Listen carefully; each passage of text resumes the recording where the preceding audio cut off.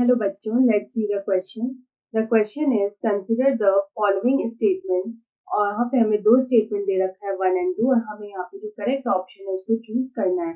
Option A is statement 1 is correct but 2 is incorrect. Option B is statement 1 is incorrect but 2 is correct.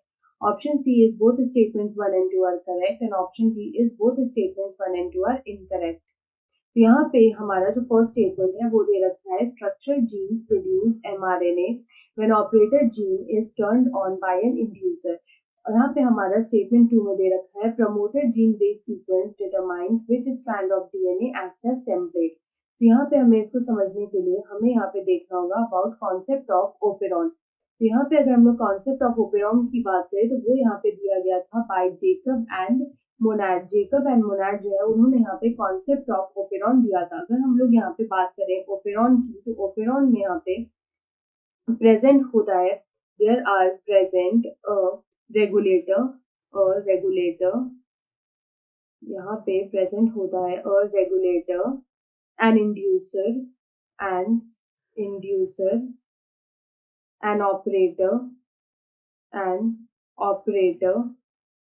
a promoter and one or more structural genes are present. यहाँ पे अगर हम लोग बात करें about here if we talk about the operator gene, तो यहाँ पे अगर हम लोग बात करें operator gene की तो ये जो operator gene होता है it lies adjacent to the structural gene. यहाँ पे ये जो structural gene होता है उसके adjacent में present होता है.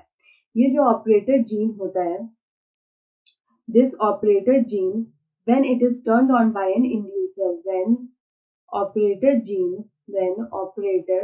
gene जो होता है is turned on when it is turned on by an inducer.